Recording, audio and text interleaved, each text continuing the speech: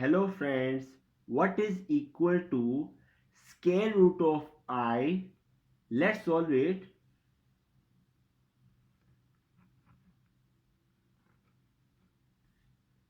Square root of I is same as square root of 1 over 2 times 2I, because 2 and 2 will be cancelled. We get again square root of I. It will be equal to 1 over square root of 2 times square root of 2I, 1 over square root of 2 times square root of 2I can be written as 1 plus 2I minus 1, because if 1 and 1 will be cancelled, we get again square root of 2I. I hope you understood. In the next step, since 1 square equal to 1, I equal to square root of minus 1. Take square on both sides, we get I square equal to square root of minus 1 whole square. Square will be cancelled from square root, we get minus 1. So here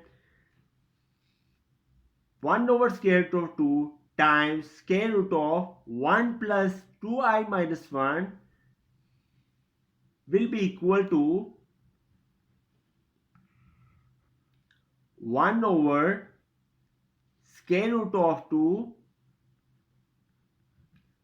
times square root of 1 is 1 square plus 2I is 2 times 1 times I, and minus 1 will be here I square plus I square.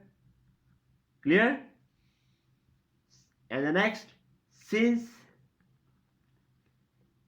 a plus b whole square equal to a square plus 2ab plus b square, so it will be equal to 1 over square root of 2 times square root of 1 plus I whole square, because 1 square here 1 square plus 2 times 1 times I plus I square.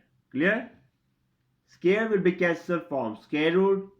We get plus minus 1 over square root of 2 times 1 plus I, which shows that square root of I is equal to plus minus 1 over square root of 2 times 1 plus I is our final answer. Thanks for watching this video. Please subscribe this channel to get the notification of my new videos. Okay, bye.